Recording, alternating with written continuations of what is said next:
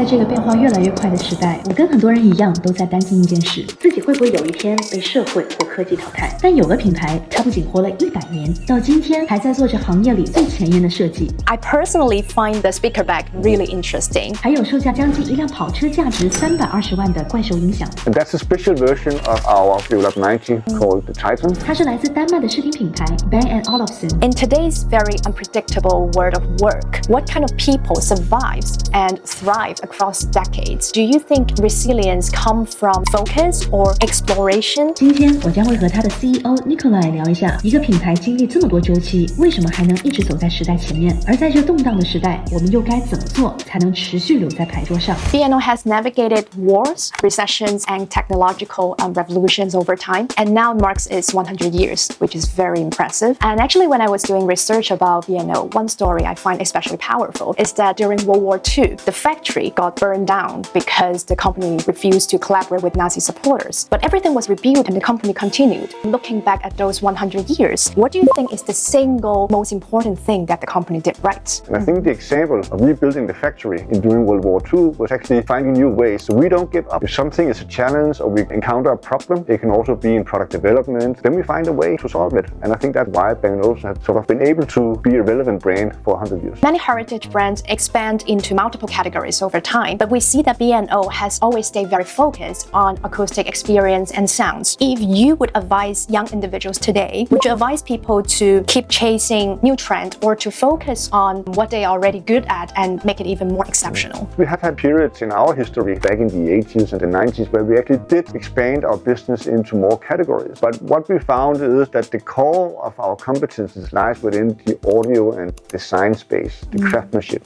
space. And we feel we can create much more value and great experiences for our customers if we stay focused on what we are really, really good at, and then keep, of course, adding new layers depending on how the world is developing. I would say to the younger generation that you need to find something that you're really passionate about, because it's passion that gives great results, but the passion has to drive the work, so you think it's great to also do the work for the company that you are working for. But then you need to be mindful, of course, what's happening in the world. So understanding technology is, of course, very important today. It is for young people. It is for people like myself, but it is also for a company that's 100 years old. So you add the new technology piece and what's really the new trends into the passion that you have. That's a great perspective. And I know in Denmark office, you have a wall where displayed employees that has been with the company for over 25 years, which is very impressive. In today's very unpredictable world of work, if you have to rank it, skills, adaptability, and mindset, how would you prioritize them? I would prioritize mindset as the first thing. It's sort of, if you believe you can do something, then you're also already on your way to getting it done. The next thing I would say is adaptability. The world is changing faster than ever, so you need to be very agile and have a flexible mindset to the things that you're experiencing. And then, of course, skills is very important as well. But if you have the mindset and the adaptability, then you would also be able to develop your skill sets at the same time. Many tech companies compete to be faster, smarter, and cheaper. But what I see from B&O is that you seem to move into a very opposite direction,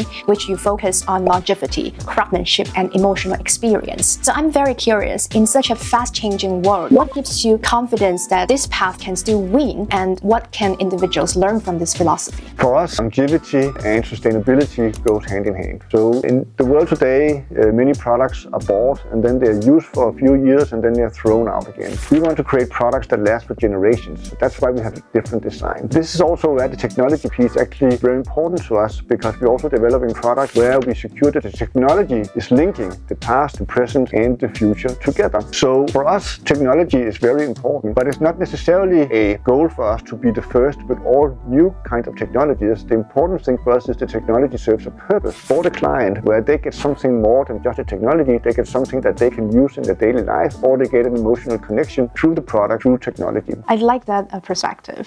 那天和 Nikolaj 聊完，我有一个很深的感受，在科技越来越强的时代，真正不会被替代的，从来不是技术，而是那条我们每个人都能建立的足够清晰的主线。先把自己的优势做到极致，再根据世界的变化不断叠 buff， 好像走到最后才发现，走得最远的人往往不是一开始就冲得最快的那一个。